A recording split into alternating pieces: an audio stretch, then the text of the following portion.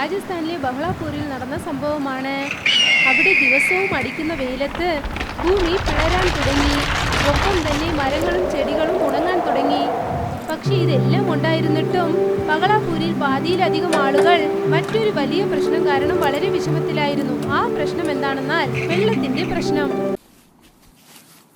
ഏയ് മംഗള, ഇത്ര ഇരുട്ടിട്ടുണ്ട്. ഇപ്പോൾ പാണിയോടൊപ്പം എങ്ങോട്ടാണ് പോകുന്നത്?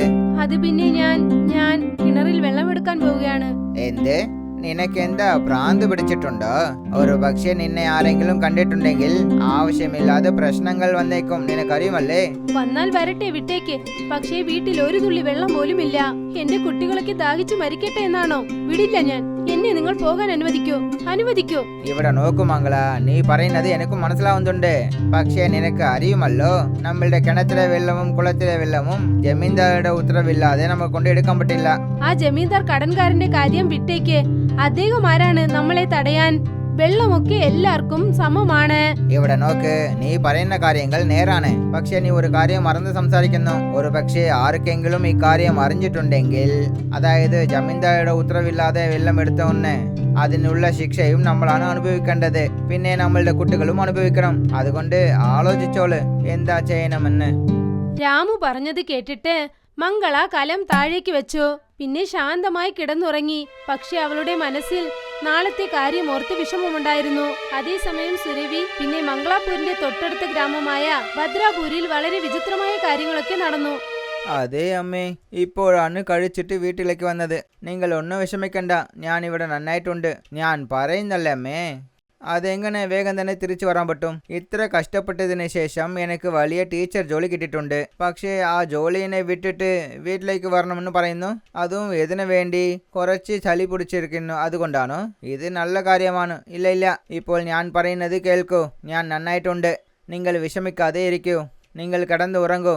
ഞാൻ ഫോൺ വെച്ചോളാം. ചെന്ന് ഉറങ്ങാം, ശരിയല്ലേ? അപ്പോഴാണ് രോഹിത് വീട്ടിലുള്ള ആ കലം ശ്രദ്ധിച്ചത്. ഷെടാ, എന്താ ഇത്? പാണയിലുള്ള വെള്ളത്തിനെ ആരാണ് തീർത്തത്?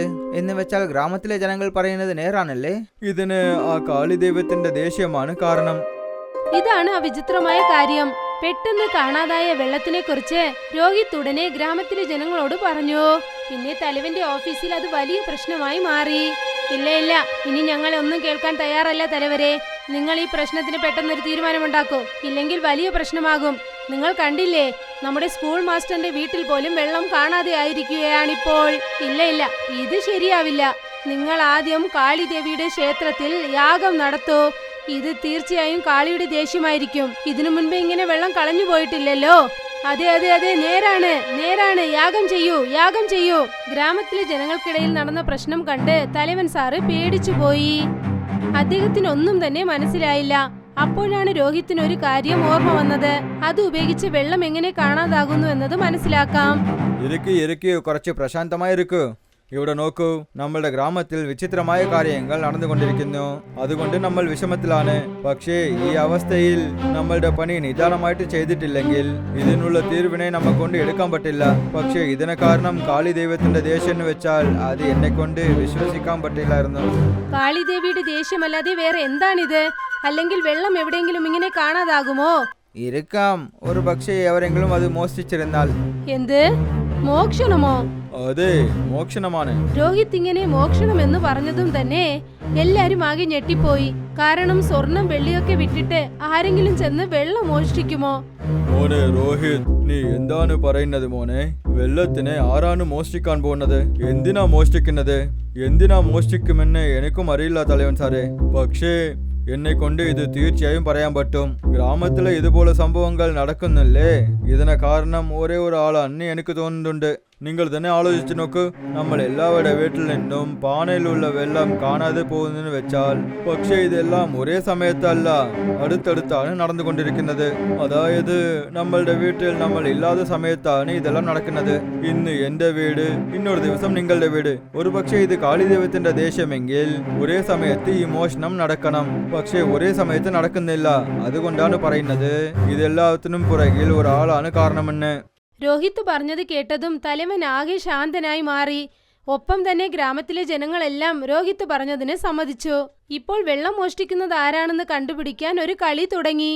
അടുത്ത ദിവസം രാത്രി രോഹിത് പറഞ്ഞതുകൊണ്ട് തലവൻ തന്റെ വീട്ടിൽ പൂട്ടിയിട്ട് പുറത്തെവിടെയോ പോകുന്നത് പോലെ ഡ്രാമ ചെയ്തു. പിന്നെ രോഹിത് എന്ത് കരുതിയോ അതാണ് സംഭവിച്ചത്.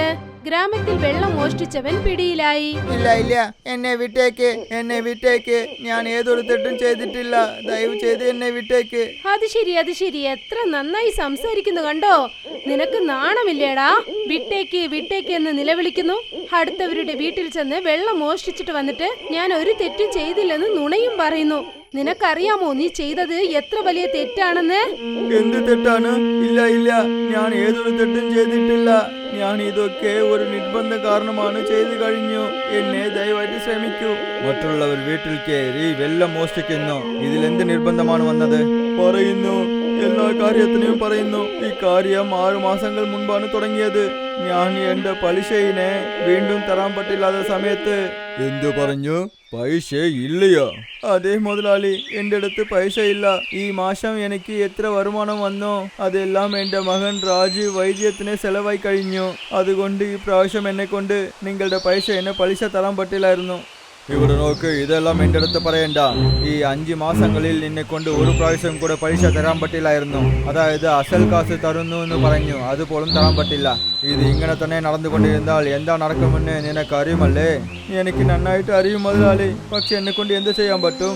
എന്റെ മകന് 6 മാസങ്ങളായിട്ട് സുഖമില്ലാതെ പോയി. എത്രയോ വൈദ്യങ്ങൾ ചെയ്തു നോക്കി, അതെല്ലാം പയനില്ലാതെ പോകുന്നു. അവന്റെ അവസ്ഥ വളരെ മോശമായി കൊണ്ട് തന്നെ പോകുന്നു. അതുകൊണ്ട് എനിക്ക് എന്താ തോന്നുന്നു വെച്ചാൽ വരുന്ന കുറച്ച് മാസങ്ങൾക്ക് എന്നെ കൊണ്ട് നിങ്ങൾക്ക് പലിശ കാശ് തരാൻ പറ്റില്ല എന്ന് തോന്നുന്നു. എന്ത്? നിന്നെ കൊണ്ട് പലിശ തരാൻ പറ്റില്ലേ? മതിയാണ്, എല്ലാത്തിനും നിർത്ത്. ഇത് പറഞ്ഞാൽ നീ സമ്മതിച്ചിട്ടില്ല. കടൻ തരാൻ പറ്റില്ലെങ്കിൽ എന്തിനാ കടൻ വാങ്ങുന്നത്?